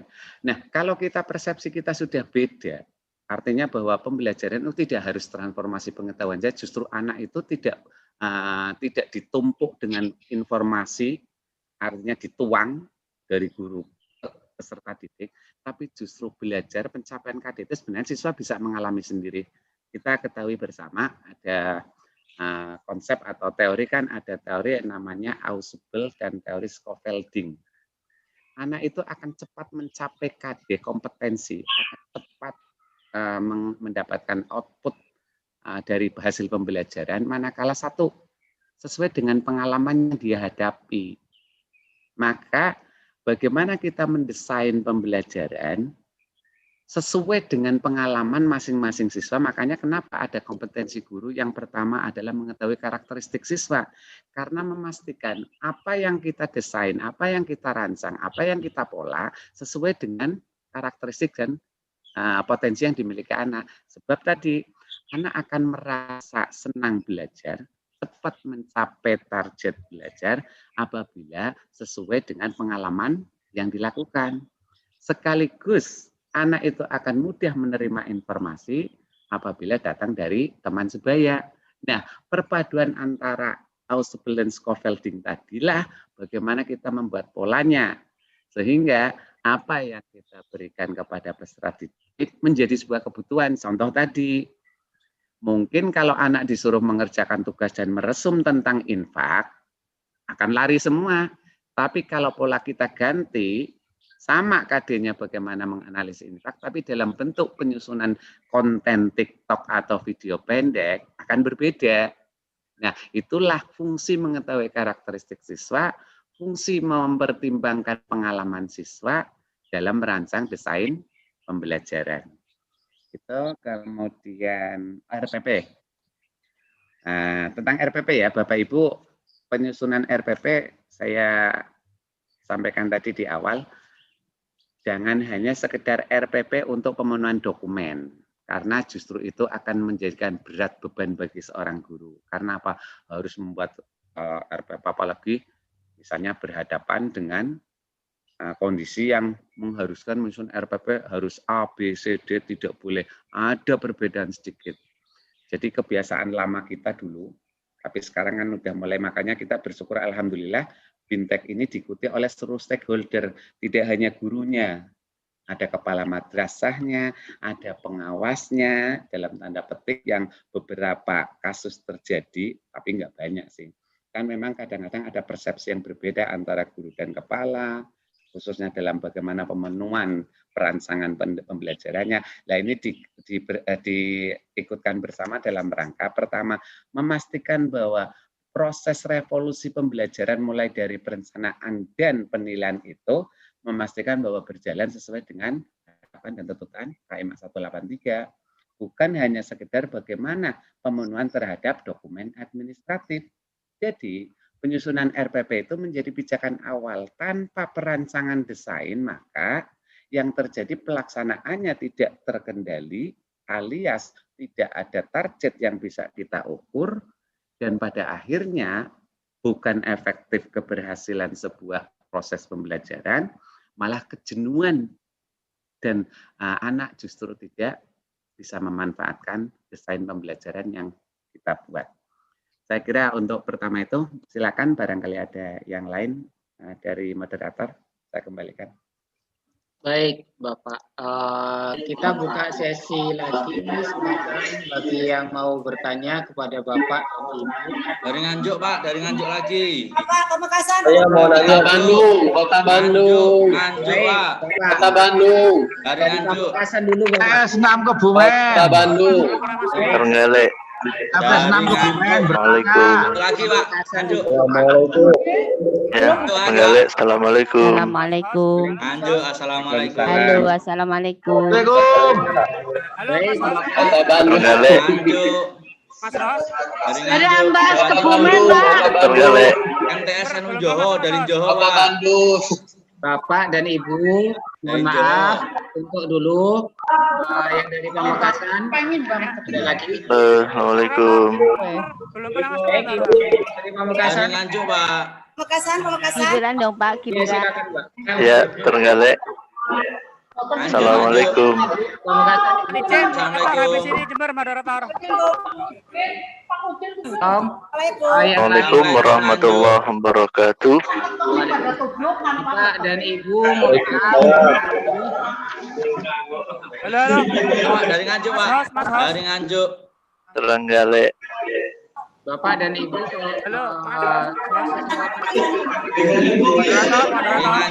Dari Nganjuk tetap semangat meskipun sendirian ini. Dari Nganjuk, Pak. Dari Nganjuk. Baik. Assalamualaikum warahmatullahi wabarakatuh. Waalaikumsalam warahmatullahi wabarakatuh. Perkenalkan kami dari MTSN 1 Pamekasan, Madura. Menanggapi dari apa yang telah disampaikan Bapak mulai tadi, ini sangat bagus sekali. Karena walau bagaimanapun kita sebagai guru atau kami sebagai guru di sini memang sangat ingin menerapkan apa yang telah Bapak ini sampaikan terkait dengan ya nanti perkembangan tentunya di masa yang akan datang. Nah, menanggapi terkait dengan pola pembelajaran masa darurat, walaupun pada kenyataannya ini masa pandemi ini sudah kita lalui mulai bulan Maret yang kemarin, tapi bukan merupakan sesuatu hal yang sudah selesai kita lalui, tidak, tapi tetap kita berjalan sampai saat ini. Nah, kaitannya dengan pembelajaran, tentunya pembelajaran itu tetap pada akhir atau ujung-ujungnya tetap ada yang namanya penilaian di situ. Ada yang namanya asesmen di situ, penilaian. Sedangkan penilaian itu tidak lepas dari 3 ranah itu. Di antaranya ada penilaian sikap, ada penilaian kognitif dan keterampilan. Yang ingin saya tanyakan, kalau kognitif itu sudah tidak ada permasalahan gitu. Tapi kaitannya dengan penilaian sikap, di mana penilaian sikap ini terdiri juga melalui observasi, melalui penilaian antar teman. Terus tadi sudah dijawab, Bu. Ya. Tadi sudah dijawab. Oke, hanya saja kaitannya dengan penilaian sikap ini, bagaimana nanti penilaian sikap yang baik kaitannya dengan siswa terkait dengan guru nanti akan menilai itu. Kalau kognitif sama keterampilan, insya Allah oke, tidak ada masalah. Itu yang pertama. Terus yang kedua, ini kaitannya dengan merancang pembelajaran kolaboratif antar mata pelajaran. Mungkin kalau kita berbicara di MI, mungkin pembelajaran kolaboratif ini sudah dilalui, yaitu kaitannya dengan tematik. Nah, pembelajaran kolaboratif di MTS ini mungkin merupakan suatu hal yang baru. Antar mata pelajaran ini ada semacam kolaboratif di sini, entah itu Al-Quran hadis bisa dikolaborasi dengan Akhlak atau dengan matematika atau dengan IPA, IPS dan sebagainya. Hanya saja kaitannya dengan penilaian nanti ketika pemberian penugasan. Nah, kalau seandainya kami ini guru mata pelajaran Al-Quran hadis. Nah, ketika pembelajaran kolaboratif, kami nantinya pemberian tugasnya ini apa tetap semacam kolaboratif atau fokus tetap pada Al-Quran hadis. Tuh. Terus yang terakhir adalah menyikapi dari RPP yang ditanyakan Ibu barusan. Mohon maaf telah Bapak jawab barusan. Memang iya tergantung dari staf guru yang ada di dalam sekolah itu, hanya saja memang sampai saat ini tidak ada yang namanya contoh yang valid kaitannya dengan pembuatan RPP yang baik. Bukan RPP yang salah. Kenapa? Karena RPP yang baik, yang benar itu manakala RPP yang sesuai dengan KD seperti itu. Cuma RPP yang baik dalam penyusunan, apalagi sekarang kaitannya dengan KMA 183 ini memang butuh yang namanya penyegaran, sehingga kami ini paham dan betul materi-materi esensial yang bagaimana yang harus kita pakai ketika terkait dengan RPP yang baru, walaupun pada kenyataannya sesuai dengan kreasi guru masing-masing. Artinya tidak ada sesuatu RPP yang ini seperti ini. Yang penting materinya esensial, entah 1 lembar ataupun 2 lembar. Terima kasih, Pak. Terima kasih. Langsung saya jawab apa gimana? Silakan, mau ditampung dulu atau mau tampung dulu, enggak apa-apa, tampung biar nanti sekalian. Tampung dulu. Baik. Assalamualaikum. Waalaikumsalam warahmatullahi wabarakatuh. Dari mana, Bapak? Dari MTS 3 Trenggalek. MTS 3 Trenggalek. Silakan, Bapak. Nggih, matur nuwun. Jadi tentang pola pembelajaran masa darurat, langsung mawon nggih. Salah satunya adalah pembelajaran bukan untuk mencapai ketuntasan KD semata. Nah, ini umpama muncul kemudian kasus ketika kita ada pembelajaran di e-learning umpama sebagian besar separuh anak itu sudah aktif dan bisa mengikuti pelajaran dengan baik, tapi kemudian sebagian yang lain itu kurang aktif. Nah, sikap guru ini apakah dengan semangat pembelajaran bukan untuk mencapai ketuntasan KD semata, kita perlambat umpama satu pelajaran diberi waktu 1 minggu tidak selesai, apakah harus menanti teman-temannya yang belum bisa mengerjakan, ataukah siswa yang lambat itu tadi tanda petik agak ditinggal tapi juga harus kita ajak untuk bisa mengikuti. Itu kadang di tataran praktek itu bisa menjadi masalah karena sebagian bisa mengikuti PJJ, sebagian belum bisa mengikuti dengan baik. Mohon pencerahan, pensikapan yang baik terhadap masalah seperti ini. Itu kami kira seperti itu, antara kita mengikuti atau memperlambat ritme, atau kita sudah anak-anak yang kurang bisa mengikuti tidak kita tinggal tapi kita ikutkan supaya mengikuti yang sudah bisa di e-learning tersebut. Matur nuwun. Assalamualaikum warahmatullahi wabarakatuh. Waalaikumsalam warahmatullahi wabarakatuh. Ada satu pertanyaan lagi dari MTSN 6 Kebumen. Silakan, Ibu. Assalamualaikum warahmatullahi wabarakatuh. Waalaikumsalam warahmatullahi wabarakatuh. Ini sebetulnya Pak, terima kasih atas waktunya Bapak yang sudah menyampaikan begitu menarik. Untuk itu saya mau menanyakan, sebetulnya tadi Pak, tapi karena rebutan enggak apa namanya ya enggak punya waktu untuk itu. Ini sebetulnya materi yang tadi ya. Ini Pak, nanti saya insya Allah Bapak pasti bisa ini menjawabnya, apalagi ini untuk menyeluruh Pak. Bagaimana Pak agar berhasil dengan tugas yang diberikan oleh seorang guru sewaktu pada saat pembelajaran dengan cara daring? Sebab akhir-akhir ini Pak, siswa saya kira ya tidak siswa saya sendiri Pak, banyak siswa-siswa yang akhirnya kok melemah Pak, atau kurang semangat. Untuk itu ya, bagaimana untuk merespon pembelajaran ini dengan tugas yang diberikannya Pak? Bagaimana cara mengatasinya Pak? Itu pertanyaan Pak. Mudah-mudahan Bapak insya Allah nanti bisa menjawabnya, atau bagaimanalah caranya. Ini tidak untuk MTS 6 Kebumen saja Pak. Jadi untuk menyeluruh insya Allah saya kira tidak MTS ini saja Pak. Terima kasih. Assalamualaikum warahmatullahi wabarakatuh. Waalaikumsalam warahmatullahi wabarakatuh. Terima kasih.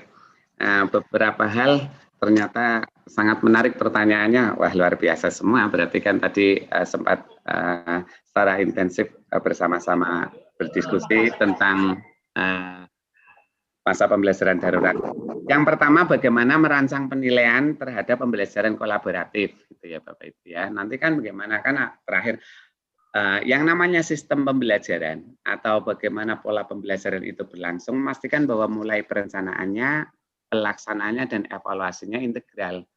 Tidak hanya pembelajaran, tidak ada penilaian. Itu enggak, itu jelas tidak sesuai karena memang untuk mengetahui keberhasilan kita harus melakukan penilaiannya. Nah, bagaimana desain penilaiannya kan begitu yang dimaksud. Kalau kolaboratif, mulai dari perancangan desainnya, Bapak Ibu tadi di Guru Bahasa Indonesia membuat rencana tentang seperti biasa dia membuat rencana, tapi isi dari kegiatan pembelajarannya itu nanti akan sama dengan bagaimana saat guru merancang, Guru Bahasa Indonesia merancang. Misalnya pada saat kegiatan inti peserta didik pergi ke panti asuhan, itu jadi nanti baik bahasa Indonesia, kemudian akidah maupun fikih sama kan, tetapi mensusunnya sendiri-sendiri karena apa? Ada tuntutan KD yang berbeda.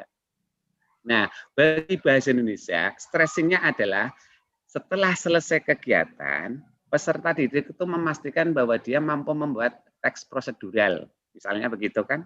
Jadi pada saat menyusun mendesain rancang dan penilaiannya, sasaran ukur atau alat ukur yang akan dikembangkan penilaiannya dari sisi kognitif pertama adalah memastikan bahwa begitu selesai kegiatan, siswa akan menyampaikan hasil kegiatan melalui penyusunan laporan teks prosedural. Itu bagi guru bahasa Indonesia. Bagi guru akidah, karena tadi bagaimana dia membiasakan peduli dengan atau akhlak. Kalau tadi contohnya misalnya Al-Quran ya, Al-Quran fikih, bagaimana dia Al-Quran menganalisis tentang ayat itu, memastikan begitu setelah selesai, dia akan mengaitkan apa yang aktivitas kegiatan apa yang sudah dilakukan, kemudian hubungannya dengan ayat yang dia pelajari. Nah, tuntutan KD-nya pun sesuai dengan KD mata pelajaran masing-masing. Dan teknik penilaiannya adalah mengacu pada indikator yang akan dikembangkan dari KD itu. Jadi tidak ada terus nanti ulangannya bersama, bukan itu. Karena pada intinya bagaimana KD itu bisa terimplementasi, siswa dapat mengalami pengalaman belajar, dapat melakukan pengalaman belajar, bisa melalui proyek, bisa melalui kinerja, bisa melalui tugas, bisa melalui aktivitas lainnya. Akan tetapi tujuan dan kompetensi yang diharapkan bisa terwujud. Maka memang harus kita siapkan perancangannya, termasuk di dalamnya menyiapkan lembar kerja untuk menguji dan mengukur tingkat keberhasilan dari sebuah proses pembelajaran. Dan dalam saat kita mengembangkan penilaiannya, sebenarnya pertanyaan ini juga sudah dijawab tadi tentang bagaimana sikapnya. Kan kita harus mengobservasi Bapak Ibu guru yang saya hormati, bahwa observasi itu salah satu bagian dari penilaian sikap. Masih ada teknik lain.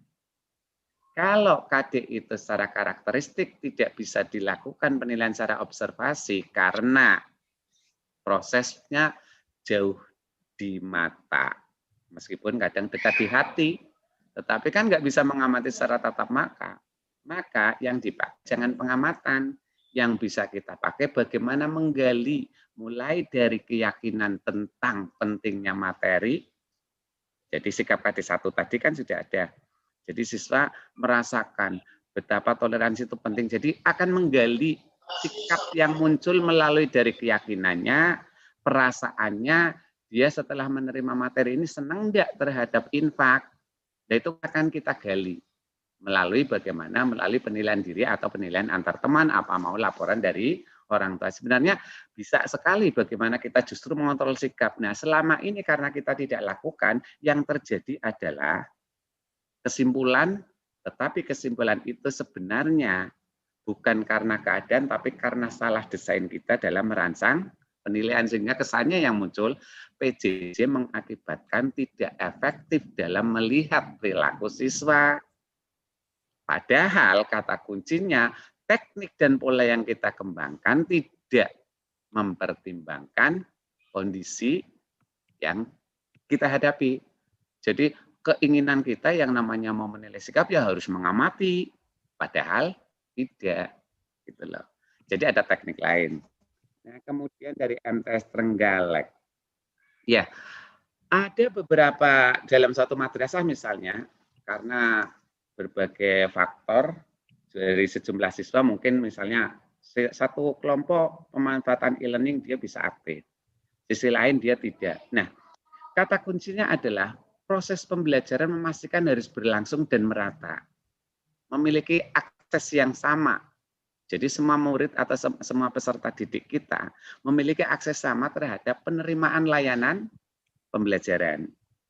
Nah, guru bisa mendesain kan, ada yang bisa merancang lewat e-learning, kalau itu memungkinkan. Kalau tidak memungkinkan, mungkin dengan pola lain.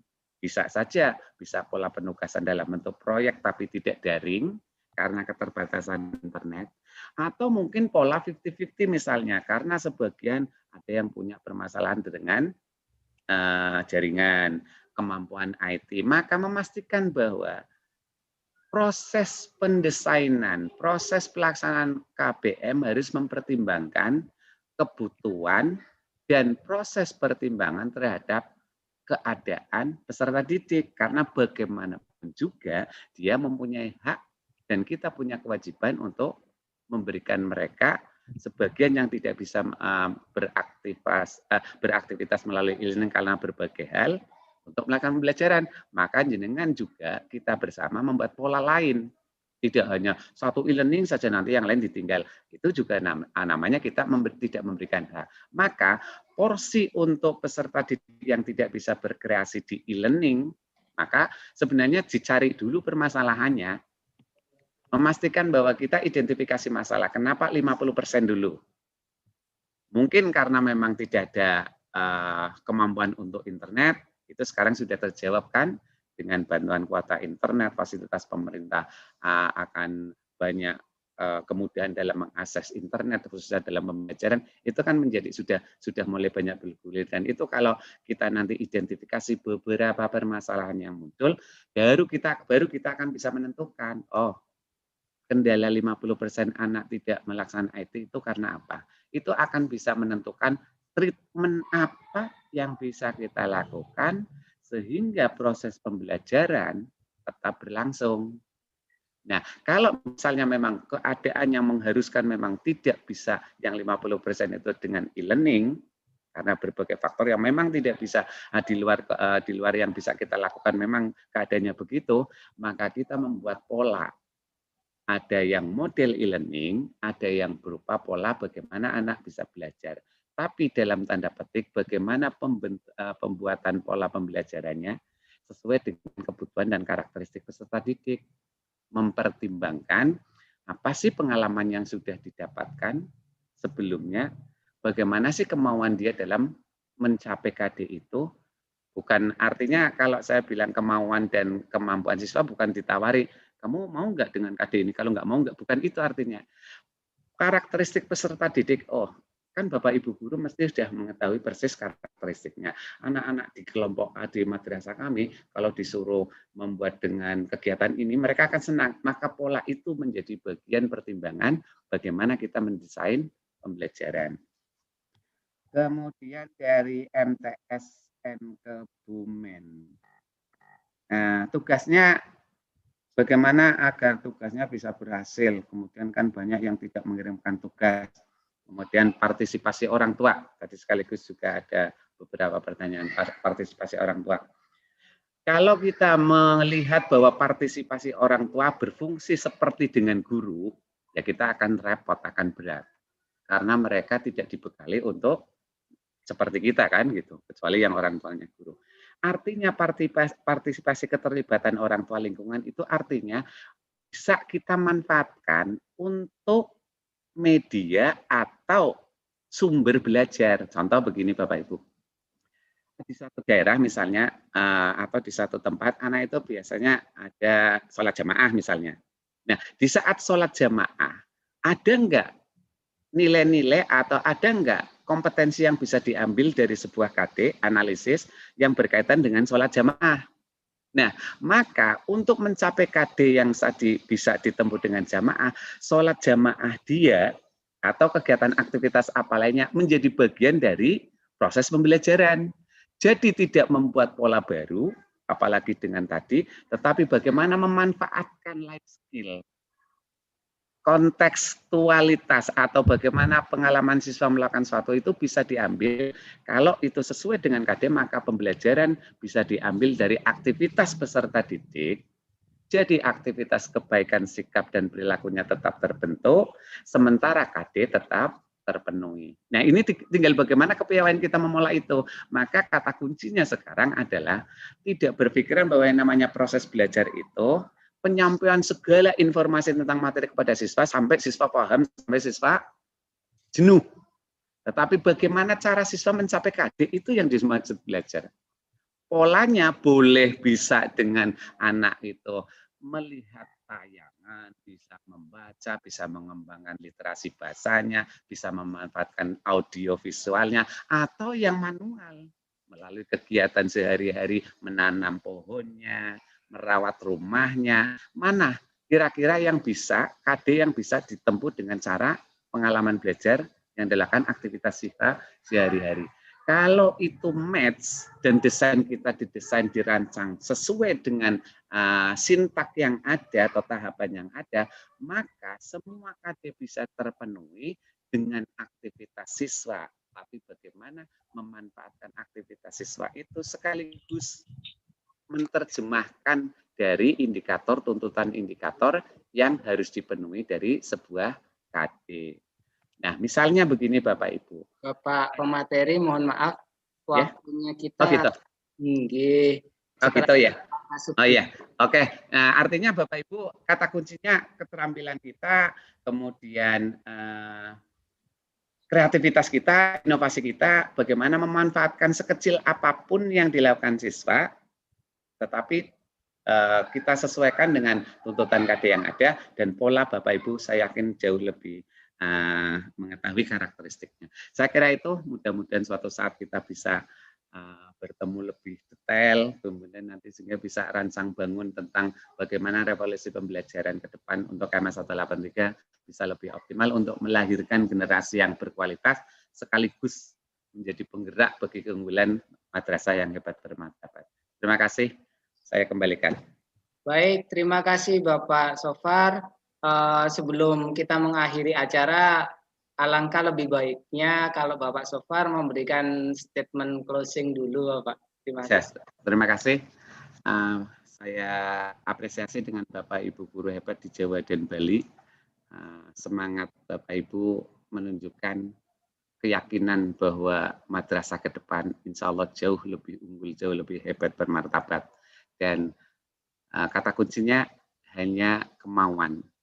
Banyaknya cara, bukan banyaknya alasan. Assalamualaikum warahmatullahi wabarakatuh. Waalaikumsalam warahmatullahi wabarakatuh. Baik Bapak dan Ibu, semoga tetap selalu semangat. Andai kata ada pertanyaan yang belum dijawab atau belum tuntas, bisa japri kepada Bapak pemateri. Ya. Baik, Bapak dan Ibu, setelah ini kita istirahat 3 menit dulu. Izin live ya, Pak. Oke, Bapak. Bapak. Karena pemateri yang akan hadir setelah ini adalah Bapak Kasubdit KSKK. Beliau adalah kepalanya kita, kepala-kepalanya, di atas kepalanya kita. Baik, terima kasih. Selamat istirahat sebentar. Wadumtum wa korumtum. Assalamualaikum warahmatullahi wabarakatuh. Kepada host saya kembalikan.